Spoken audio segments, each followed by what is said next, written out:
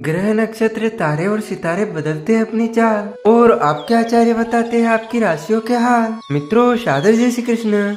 मैं हूं आपके साथ पंडित आचार्य नीलेश शर्मा। आज हम आपको बताने जा रहे हैं कि वर्ष 2024 का चौथा महीना यानी कि अप्रैल महीना आपके लिए कर्क राशि के लिए कैसा रहेगा। आपका कार्य क्षेत्र यानी कि आपका करियर, आपकी नौकरी, आपका व्यवसाय कैसा रहेगा। आपकी आर्थिक स्थिति यानी कि आपकी कमाई व आपके खर्चे कैसे रहेंगे। आपका स्वास्थ्य जीवन यानी कि आपकी सेहत कैसी रहेगी। आपका प्रेम जीवन तथा आपका वैवाहिक जीवन कैसा रहेगा। आपका पारिवारिक माहौल, पारिवारिक जीवन कैसा रहेगा। और अंत में बाधाओं से बचने के लिए तथा आपके सभी कार्य निश्चय ही पूर्ण हो ज्योतिषी उपाय भी बताएंगे, इसलिए इस ज्ञानवर्धक वीडियो को अंत तक जरूर देखिएगा। चलिए सबसे पहले हम बात करते हैं आपके कार्य क्षेत्र की यानी कि आपका करियर, आपकी नौकरी, आपका व्यवसाय अप्रैल के महीने में कैसा रहेगा।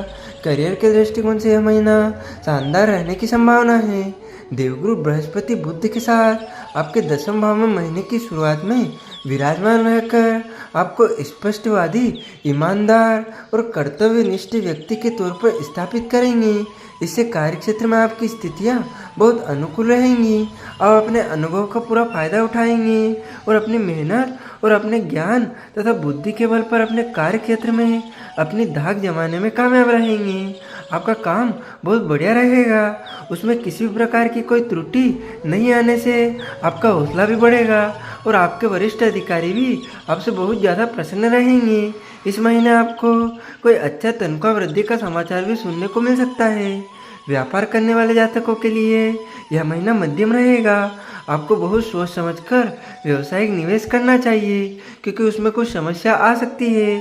आप और आपके व्यावसायिक साझेदार के मध्य संबंध बिगड़ सकते हैं। इस बात का भी आपको ध्यान रखना होगा क्योंकि ऐसा करना आपके व्यापार की गति को शिथिल कर सकता है।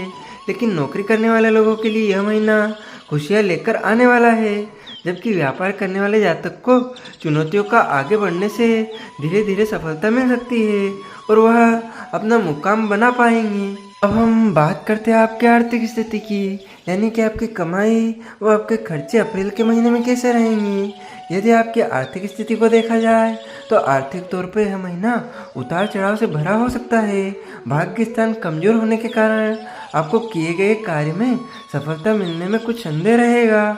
हालांकि मासिक राशिफल 2024 अप्रैल का महीना संकेत दे रहा है कि भाग्यस्थान के स्वामी के कर्म भाव में जाने से कुछ समस्याएं दूर भी होंगी और आप अपने कार्य क्षेत्र में अच्छे प्रदर्शन के प्रबल कुछ अच्छा लाभ प्राप्त कर सकते हैं।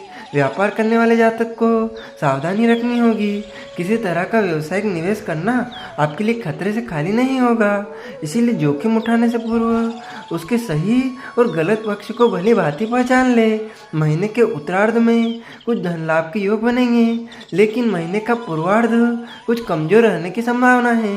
बेहतर तो यही होगा कि किस तरह से अपने काम को बेहतर बना पाएं, यह आप देखिए और उसी के अनुसार आचरण करें। अब हम बात करते हैं आपके स्वास्थ्य जीवन की यानी कि अप्रैल के महीने में आपकी सेहत कैसी रहेगी। यह महीना स्वास्थ्य के दृष्टिकोण से कमजोर रहने की संभावना है। अष्टम भाव में शनि और मंगल के महीने की शुरुआत में उपस्थित होने के कारण किसी भी प्रकार की चोट लगने या शल्य चिकित्सा होने की संभावना बन सकती है। यदि आप पहले से किसी बीमारी से ग्रसित है तो थोड़ी सावधानी रखिए और वाहन संबंधित पूर्वक चलाएं।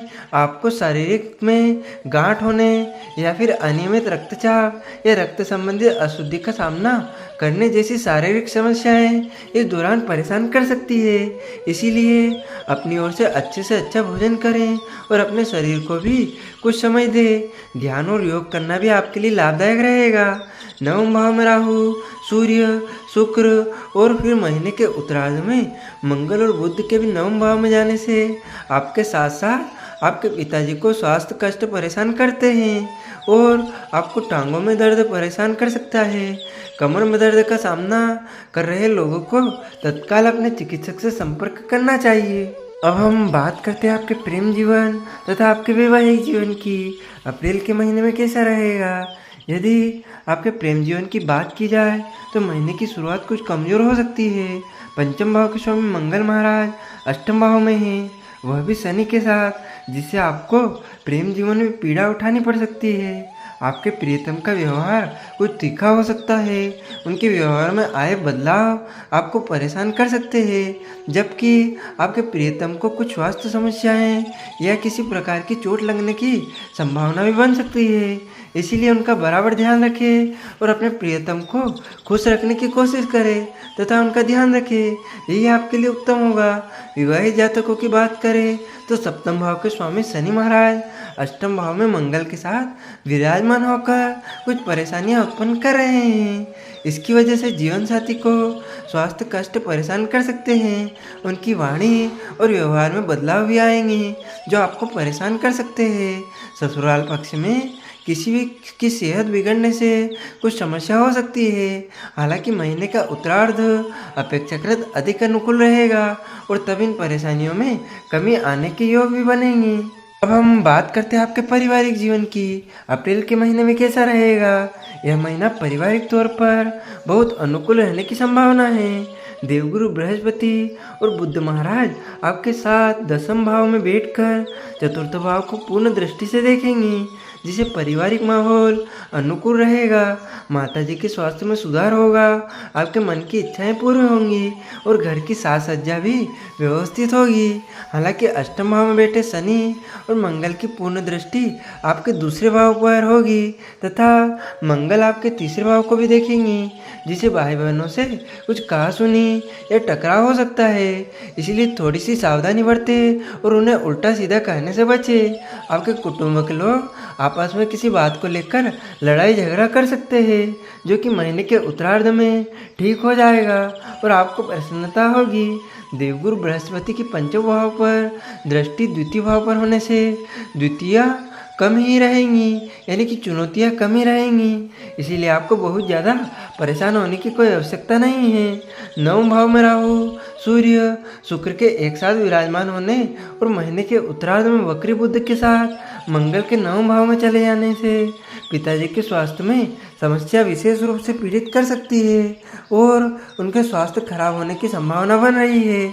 इसीलिए उनके स्वास्थ्य का ध्यान रखें। आपको बाधाओं से बचने के लिए तथा आपके सभी कार्य निश्चय ही पूर्ण हो, अप्रैल के महीने में इन ज्योतिषी उपायों को करना चाहिए। आपको मंगलवार के दिन छोटे बालकों को गुड़ और चने का प्रसाद बांटना चाहिए। प्रत्येक मंगलवार से हनुमान चालीसा और बजरंग बाण का पाठ नियमित पाठ करना चाहिए। आपके लिए गुरुवार के दिन गौ माता को चने की दाल खिलाना लाभदायक रहेगा। पीपल के वृक्ष को छुए बिना बृहस्पतिवार के दिन जल से सिंचित करने से आपको लाभ होगा। इन ज्योतिषी उपायों से आपके ऊपर आने वाली सभी बाधाएं शांत होंगी और आपके सभी कार्य निश्चय ही पूर्ण होंगे। आपको और आपके पूरे परिवार को सादर जय श्री कृष्ण, सादर धन्यवाद। जय श्री राम।